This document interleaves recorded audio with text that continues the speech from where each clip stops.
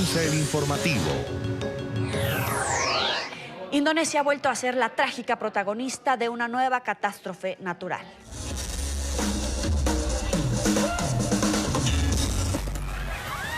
Miles de personas en las islas de Sumatra y Java se vieron sorprendidas cuando de un momento a otro olas de al menos 2 metros de alto arrasaron con todo lo que encontraron a su paso. Solo un ejemplo es lo que sucedió con este grupo de personas que disfrutaban de un concierto. El agua sorprendió a los asistentes. Decenas de personas que estaban en este lugar aún se encuentran desaparecidas. El cantante de la banda confirmó que 2 de sus músicos perdieron la vida. La Agencia Nacional de Gestión de Desastres informó que al menos 222 personas han muerto, 843 resultaron heridas y 28 permanecen desaparecidas.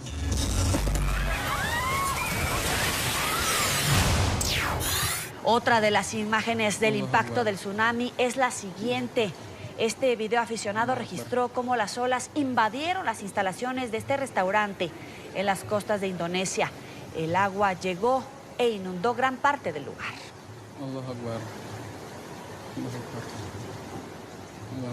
La cifra de víctimas mortales crece a medida que los organismos de socorro de Indonesia acceden a las zonas más afectadas. Las escenas de las calles de las áreas golpeadas por el tsunami son indescriptibles. Los cadáveres comienzan a ser apilados en lotes baldíos mientras se inician las tareas de identificación. La furia de la naturaleza volvió a golpear a Indonesia. Sobre las 9 de la noche del sábado, hora local, la erupción del volcán Anak Krakatau, ubicado entre las islas de Java y Sumatra, provocó un deslizamiento de tierra submarino que derivó en un tsunami. 25 minutos después de la actividad volcánica, cientos de personas fueron sorprendidas. Los más afectados fueron quienes estaban en las playas aledañas al volcán, disfrutando de las fiestas previas a Navidad. La destrucción es común a lo largo y ancho de las costas, en las islas más damnificadas. Decenas de vehículos, árboles y escombros son el resultado de la potencia devastadora del agua. La cifra de víctimas mortales continúa en aumento mientras las labores de búsqueda de cuerpos avanza. Equipos de emergencia con ayuda de maquinaria pesada tratan de encontrar a posibles supervivientes. El mal estado de las carreteras dificulta las labores de rescate. El tsunami, que fue causado por una erupción volcánica, no activó las alarmas al no registrarse un potente terremoto. Por ese motivo, las autoridades estiman que las víctimas y los daños pueden ser mayores que en anteriores tsunamis. Las autoridades del país del sureste asiático han pedido a la población que se mantenga alejada de las costas por riesgo a que se produzca otro tsunami. El presidente de la nación envió un mensaje a la ciudadanía. Quiero expresar mi profundo dolor por las víctimas en Serang Pandeglang y la provincia de Baten. Varios centros de asistencia para las víctimas y desplazados han sido habilitados. Provisiones de comida, agua, medicinas, mantas y otros artículos de emergencia están siendo llevados para los más damnificados. Las operaciones de asistencia continuarán durante los próximos días. La Unión Europea trasladó sus condolencias a Indonesia y ofreció apoyo comunitario en las tareas de rescate tras el tsunami. El presidente de la Comisión Europea, Jean-Claude Juncker, envió una carta dirigida al presidente de Indonesia en la que le expresó que el organismo está listo para ayudar en los esfuerzos de rescate. Extendió un mensaje de apoyo a las familias de las víctimas y a todos aquellos afectados por el tsunami y toda la fuerza y el ánimo a los servicios de emergencia que actualmente trabajan sobre el lugar afectado, entre las islas de Indonesia y Sumatra. Deseo fuerza y valor a los servicios de emergencia que trabajan actualmente tras el devastador tsunami que azotó el estrecho de Sunda en Indonesia. La Comisión de la Unión Europea está dispuesta a contribuir a los esfuerzos de rescate en curso. El Papa Francisco pidió apoyo a la comunidad internacional tras el tsunami en Indonesia. El pontífice lamentó la tragedia y pidió solidaridad con los sobrevivientes de las poblaciones más afectadas. Mi pensamiento va a la población de Indonesia, golpeadas por las violentas calamidades naturales que han causado graves pérdidas humanas, numerosos desaparecidos y personas sin hogar, así como enormes daños materiales.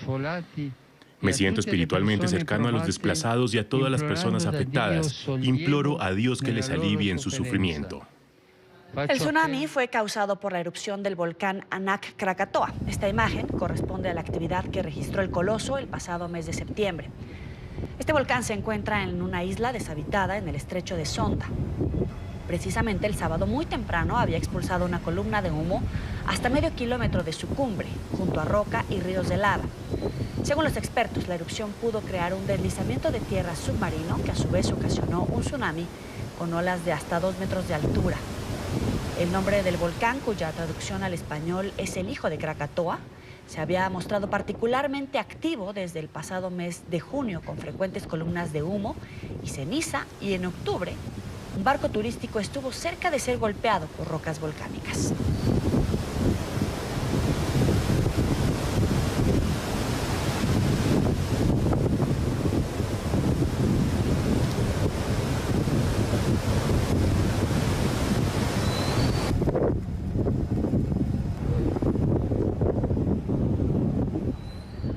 La ubicación geográfica de Indonesia en el anillo de fuego del Pacífico y la cantidad de volcanes activos hace a la nación propensa a sufrir una gran actividad sísmica. Indonesia alberga más de 400 volcanes de los 129 que están activos, y de estos, 65 se encuentran calificados como peligrosos. Y el tsunami más devastador hasta la fecha fue el que tuvo lugar el 26 de diciembre de 2004. Esto en la isla de Sumatra. Causó alrededor de 230.000 muertos en una docena de países.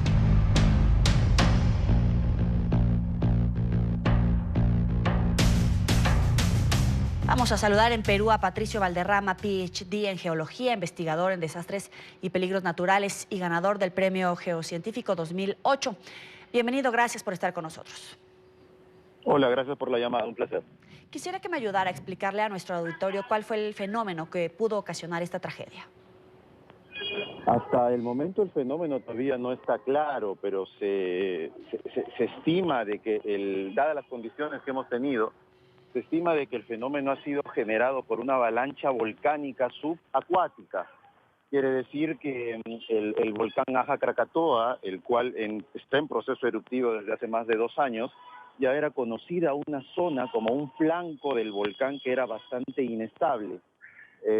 Posiblemente la erupción mayor ocurrida ayer fue la que generó una desestabilización y posterior colapso del flanco del volcán, todo eso submarino, bajo el nivel del mar, nadie lo vio, lo cual generó una deformación en la superficie del mar y posteriormente un tsunami, el cual nadie pudo prevenir ni predecir.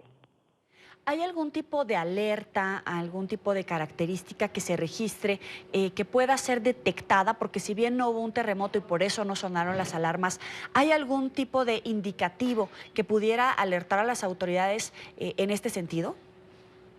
Justamente no. El proceso eruptivo que está teniendo el Aja Krakatoa es desde hace más de 2 años con explosiones y emisión de lava y productos volcánicos bastante violenta. Entonces no era de esperar ese fenómeno, que de hecho es muy raro.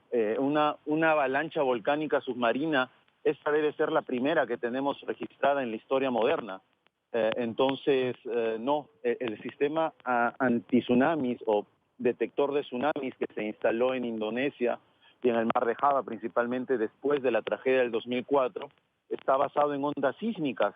En este caso no tuvimos terremoto, por lo tanto el sistema no funcionó. Dice que es el primer fenómeno de este tipo que se registra en la historia moderna. Sí. ¿Podemos hablar de otro fenómeno de este tipo que se haya registrado en algún momento en la historia y de qué magnitud pudo haber sido? Sí, sin duda, podemos hablar de la mega erupción de Krakatoa, el Krakatoa padre, que estaba ubicado exactamente en la misma zona, en la cual todo el volcán explosionó. Entonces, eso generó una explosión que dicen que ha sido el ruido más fuerte registrado por el hombre, y un tsunami también devastador de unas proporciones 10 o 30 veces mayor al que ocurrió ayer.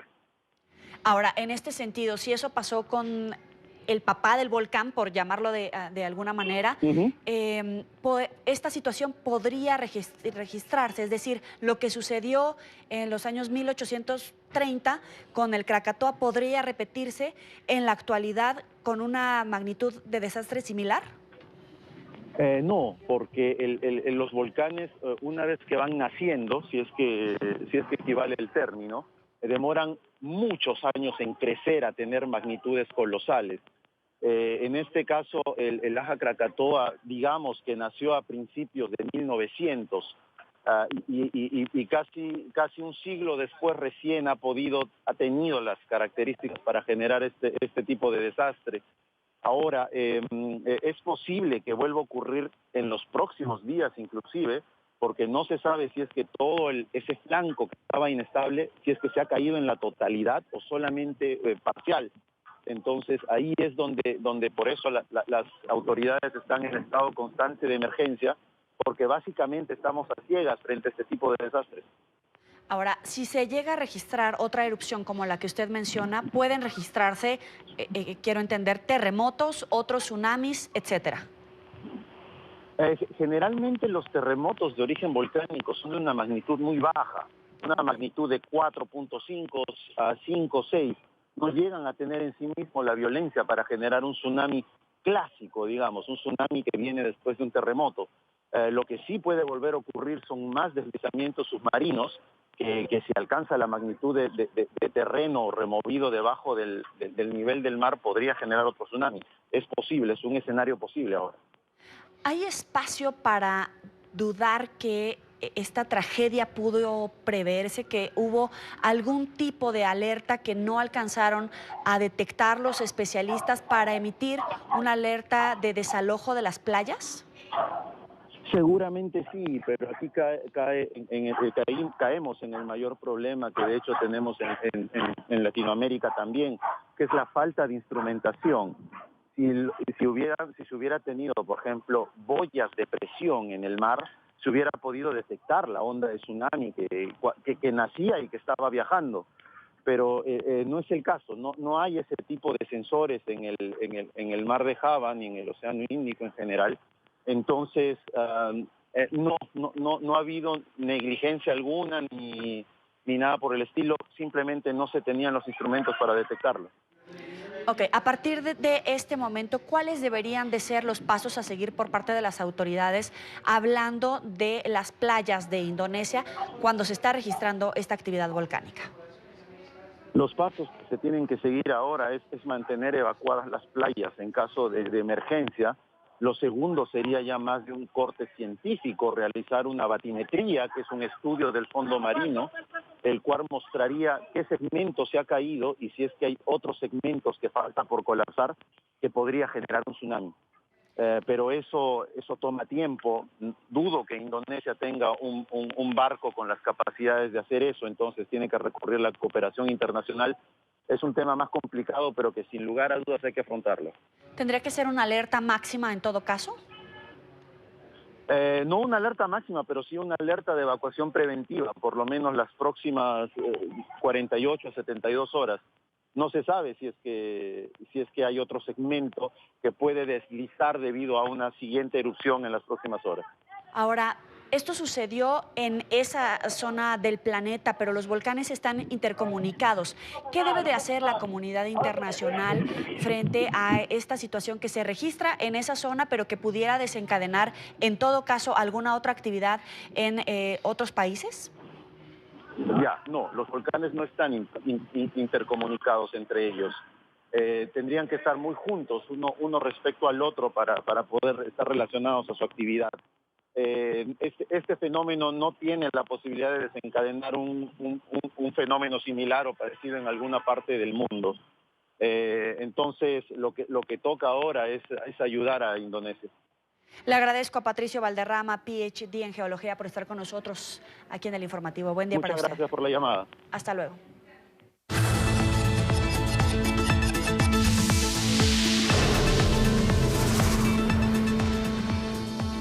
Estados Unidos siente los primeros impactos del cierre parcial del gobierno federal que se prolongará al menos hasta el jueves. Los parques nacionales son los primeros afectados por el cierre administrativo que comenzó por un desacuerdo sobre el muro con México. Se prevé que 8 de cada 10 empleados del Servicio Nacional de Parques serán enviados a sus casas, lo que podría suponer el cierre de muchos parques a los que acuden miles de turistas. Las dos cámaras del Congreso levantaron este sábado sus respectivas sesiones sin haber logrado un acuerdo sobre la financiación federal que expiró la pasada medianoche. El líder de la mayoría republicana del Senado, Mitch McConnell, anunció que el Senado se reunirá de manera informal el lunes 24 de noviembre en Nochebuena y volverá al trabajo el jueves 27 de noviembre para ver si se ha conseguido un acuerdo que permita reabrir la administración. Nueva dimisión de la administración de Donald Trump. Según medios de comunicación local, el enviado especial de Estados Unidos para la coalición contra el autodenominado Estado Islámico, Brett McGurk, presentó su renuncia en protesta por la decisión de la Casa Blanca de retirar las tropas estadounidenses en Siria. El funcionario tenía previsto dejar su puesto en febrero de 2019, pero el viernes comunicó al Departamento de Estado su deseo de acelerar su salida de la administración, que se haría efectiva el 31 de diciembre. Organismos internacionales defensores de los derechos humanos condenaron la detención del periodista Miguel Mora y el cierre del canal 100% Noticias de Nicaragua. El medio de comunicación era crítico del régimen de Daniel Ortega. Mora fue acusado el sábado de conspiración y terrorismo luego del allanamiento y el cierre del canal.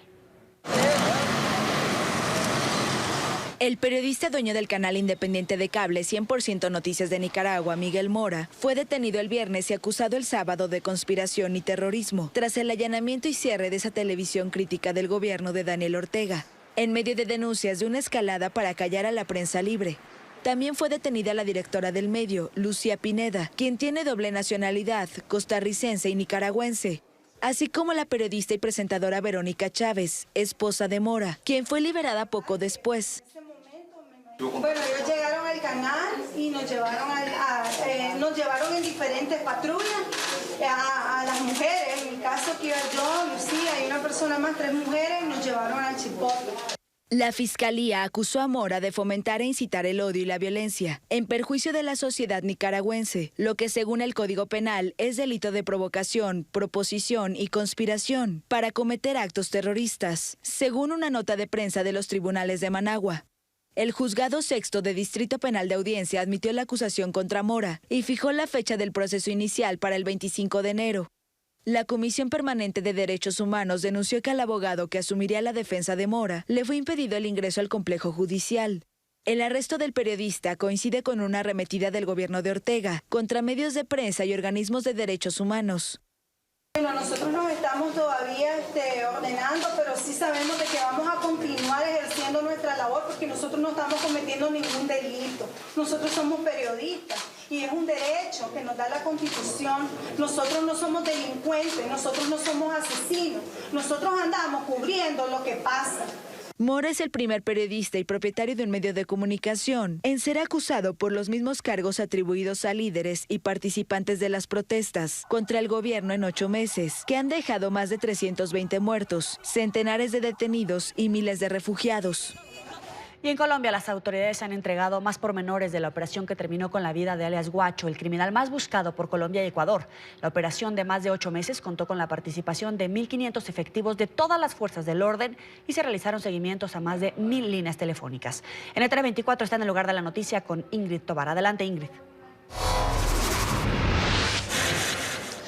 Buenos días, los saludo desde uno de los muelles en Tumaco, en el Pacífico colombiano. En esta ciudad se concentran todavía las operaciones relacionadas con el trabajo que se hizo por parte de las autoridades colombianas, donde se dio de baja a alias Guacho. Hay que decir que en las últimas horas se conocieron algunas comunicaciones, interceptaciones telefónicas a las que pudieron hacer las autoridades días antes, precisamente de llevar a cabo esta operación, la operación David. Allí entre esas conversaciones se conoce una donde una mujer al parecer trata de comunicarse o de encontrarse con alias Guacho, pero no le es posible. También hay otra donde se habla de los insumos que requiere este hombre y también sobre la persecución que las autoridades tenían para poderlo encontrar. El ingreso a la zona en sumo silencio, camuflados, escondidos, nuestros militares y policías permitieron acercarse hasta el delincuente. Él venía de hacer un recorrido por los lugares donde estaban produciendo base de cocaína. Y al llegar en este recorrido y con información de inteligencia que se tenía, logró ser ubicado. El cuerpo de alias Guacho fue trasladado hasta la capital de la República, a Bogotá, donde se adelantan todas las inspecciones morfológicas y todos los procesos que debe hacer medicina legal. Por el momento está la información. Ingrid Tobar, NTN 24. Gracias, Ingrid. Entre tanto, la guerrilla del ELN iniciará una tregua. El grupo criminal anunció que a partir de este domingo y hasta el 3 de enero llevará a cabo un cese unilateral de hostilidades. La medida, según la guerrilla, se toma para acercar posiciones con el gobierno colombiano para que se retomen las negociaciones de paz. Desde el 7 de agosto, día que tomó posesión Iván Duque como presidente, los diálogos fueron suspendidos hasta que el autodenominado Ejército de Liberación Nacional no cese toda actividad ilegal. Vamos a la primera pausa en el informativo, pero antes los dejamos con las imágenes de las noticias más importantes registradas en los meses de enero, febrero y marzo de este año.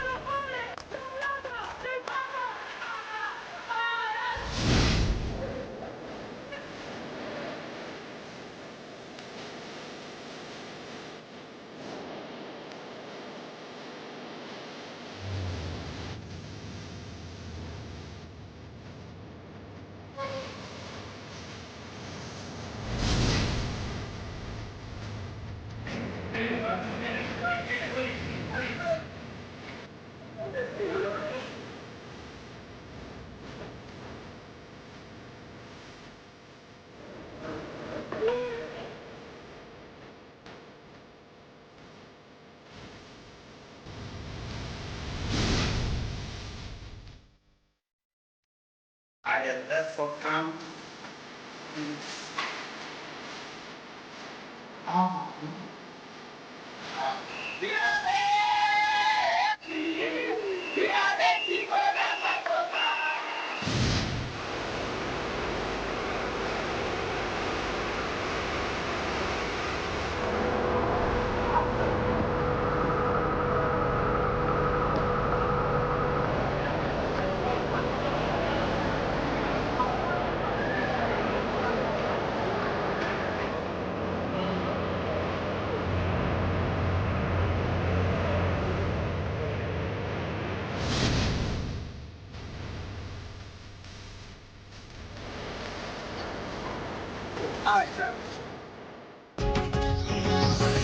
Ya regresamos con el informativo.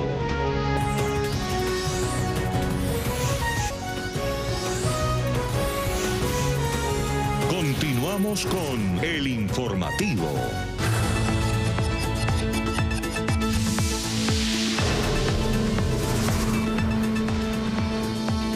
El Parlamento cubano aprobó este sábado el borrador final de la nueva constitución de la isla, en el que se conoce el papel del mercado y la propiedad privada, pero se vuelve a incluir el término comunismo, que había sido eliminado en el borrador inicial. El Parlamento de Cuba aprobó el sábado un proyecto consensuado de nueva constitución que reconoce el papel del mercado y la propiedad privada sin renunciar al comunismo y que se llevará a referendo en febrero. El nuevo texto fue aprobado por unanimidad en una sesión extraordinaria de la Asamblea Nacional, en presencia del presidente Miguel Díaz-Canel y Raúl Castro, primer secretario del gobernante Partido Comunista. El texto restituye al comunismo como meta de la sociedad y al Partido Comunista como fuerza política dirigente, que orienta los esfuerzos a la construcción del socialismo y el avance hacia la sociedad comunista. El proyecto sienta las bases para integrar diferentes actores económicos, como la propiedad privada o la inversión extranjera, como elementos complementarios para el desarrollo del país. Permitirá la generación de riqueza privada, la cual será regulada mediante un rígido sistema fiscal. Con respecto al matrimonio homosexual, al cual el proyecto original abría el camino, la Comisión encontró una fórmula salomónica. Reformulado en el artículo 82, el texto reconoce el matrimonio como una institución social y jurídica, y no como la unión entre dos personas, que iba a reemplazar al vigente entre un hombre y una mujer. No hay retrocesos. La esencia del artículo 68 se mantiene, incluso la letra actual, como he planteado, trasciende la propuesta anterior. Tenemos un primer reto: garantizar el voto positivo de la mayoría de nuestros electores en el ejercicio democrático previsto para febrero del próximo año. El matrimonio igualitario quedará en manos del Código de Familia, que será reformado y se llevará a referendo en un máximo de 2 años. La elección del gobernante se mantiene. Será elegido por el Parlamento, pero gobernará durante 2 periodos de 5 años si es reelecto, y se creará la figura de primer ministro. Y esta Navidad será para la mayoría de los venezolanos sinónimo de austeridad. Según los expertos, la hiperinflación podría rebasar este año los 4.500.000%. Los precarios salarios y la escasez de productos han llevado a evitar toda clase de lujos y regalos. El equipo periodístico de NTN 24 consultó a los ciudadanos qué le piden al niño Jesús. Y estas son sus respuestas. Yo le pediría que la situación se acomodara realmente y bueno, que tengamos paz, felicidad, amor y que siempre nos reunamos con nuestra familia. Mucha prosperidad para mi país, que todo esto culmine ya y mucho amor y mucha paz, más que todo eso. Es algo totalmente diferente, totalmente apagado, totalmente desmotivado, a pesar de que uno no quiera que sea así, pero es la realidad que vivimos. Cambiamos de tema. La proliferación de lobos marinos se ha convertido en un dolor de cabeza para los pescadores en Chile. Cada lobo consume unos 40 kilos diarios de pescado. Los pescadores exigen levantar la veda que protege a esta especie desde hace 28 años para poder cazarlos y controlar su población. Pero esta opción ha sido descartada por las autoridades. Los lobos marinos están protegidos por una veda en Chile desde hace 28 años, luego de que el lobo fino Australia y el lobo fino Juan Fernández casi fueron extintos en el siglo XX. El país posee cerca del 40% de la población mundial de estos mamíferos, pero su proliferación se ha convertido en un problema para los pescadores. El lobo ya no caza. El lobo no caza. El lobo siente el ruido de una embarcación y sabe que allá está la comida. Llega allá el lobo y ahí se zambulle. Cerca de un centenar de estos fuertes mamíferos retosan bajo el muelle de Caleta Portales. Cada uno consume unos 40 kilos diarios de pescado. Según el sindicato de pescadores, 60 embarcaciones trabajan en la zona y más del 80% regresan vacías con las redes destruidas. La misma dinámica se repite en Valparaíso. Al no tener competidores, al no tener suficientes predadores, el número se ha estirado al máximo, llegando a competir con este otro predador que somos nosotros y provocando las consecuencias que tenemos en este momento. Los pescadores exigen levantar la veda y permitir la caza de los lobos marinos para controlar su población. La única solución viable para los pescadores es eliminar los lobos, y eso no va a ocurrir, y lo que tenemos que aprender es a cómo se produce una interacción sana entre estos habitantes del mar, las otras especies animales que hay en Chile y también los pescadores. Tenemos que aprender a convivir con los lobos y esos son los esfuerzos a los que nosotros nos estamos dirigiendo. Un primer paso será el censo que se realizará en febrero para determinar cuánto han crecido las poblaciones en Chile. El gobierno acordó además con los pescadores conformar una comisión de expertos que estudie el problema, además de desterrar algunas malas prácticas propiciadas por ellos mismos, como arrojar viseras que atraen a los lobos. Se resolvió también iniciar pruebas en embarcaciones con equipos de ultrasonido para ahuyentar a los lobos y máquinas que permitan subir con mayor velocidad las redes a los botes. Acuerdos internacionales firmados por Chile protegen también a la especie y su vulneración traería graves perjuicios económicos como la suspensión de la importación de Estados Unidos del salmón chileno, que genera cerca de $4.000 millones anuales. Según expertos, cazarlos también podría tener consecuencias imprevisibles sobre el equilibrio de las cadenas alimentarias. Segunda pausa en el informativo, pero antes los dejamos con las imágenes de las noticias más importantes registradas en los meses de abril, mayo y junio de este año. O acordo em si, ele já dispõe não sobre fundos comuns, sabe?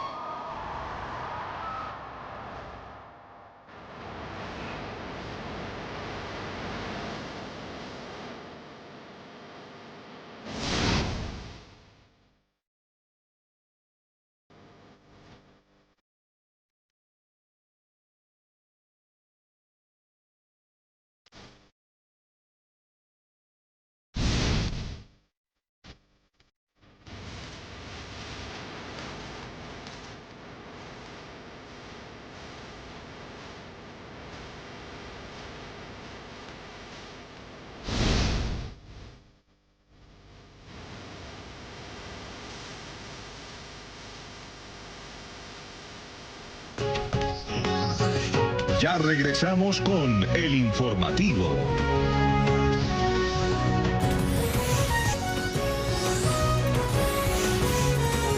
Continuamos con el informativo.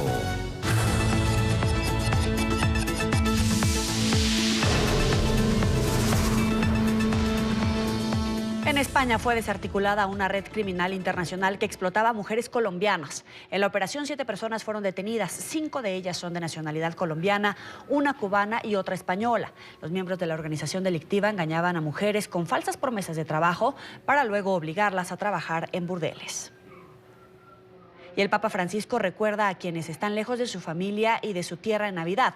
Durante el rezo del Ángelus en la Plaza de San Pedro, recordó que en esta fecha las familias se reúnen y a las que no pueden por diversos motivos les envió un mensaje. A los creyentes y no creyentes, el pontífice argentino les expresó que las puertas de la comunidad cristiana están abiertas para todos. Santa María, Mater Dei, ora pro nobis peccatoribus, nunc et in hora mortis nostre. Amén.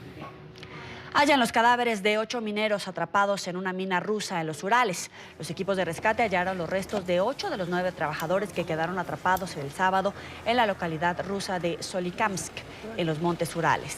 Los rescatistas continúan a la búsqueda del minero desaparecido a una profundidad máxima de 400 metros.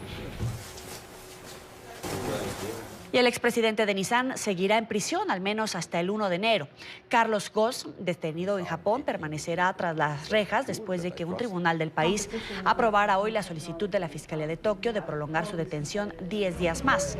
El empresario franco-brasileño de 64 años está en cautiverio provisional desde el 19 de noviembre por supuestamente ocultar a las autoridades ingresos millonarios acordados con la compañía desde 2011 y una supuesta violación de confianza agravada por buscar que la empresa asumiera una serie de pérdidas de inversiones personales.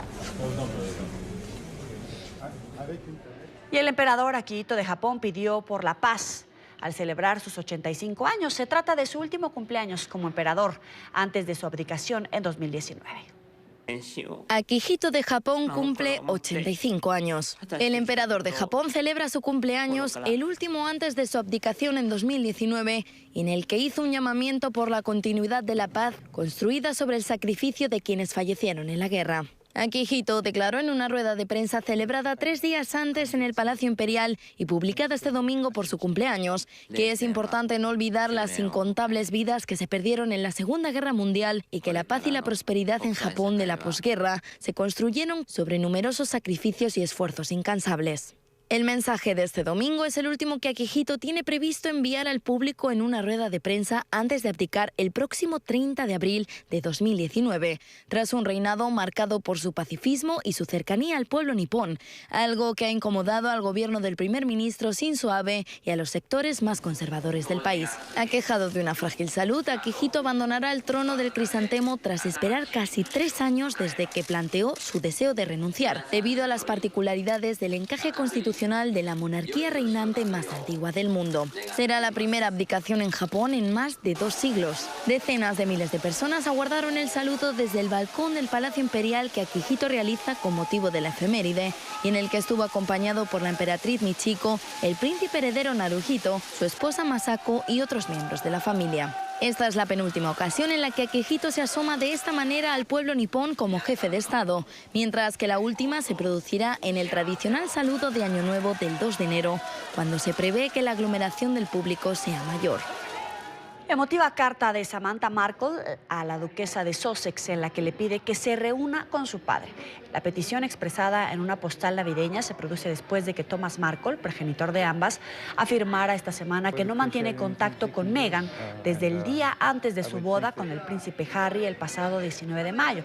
Según publica hoy el diario británico The Sunday Mirror, el texto expresaría que el señor, que padece esclerosis múltiple, ha buscado a la nueva integrante de la realeza sin obtener respuesta hasta el momento.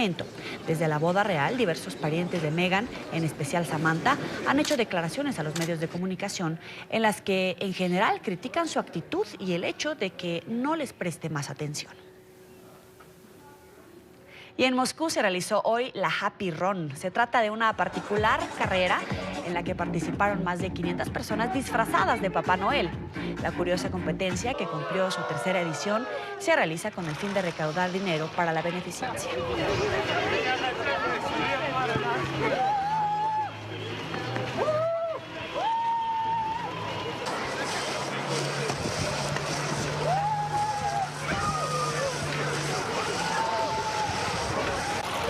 Con estas imágenes vamos a la pausa comercial y volvemos con más.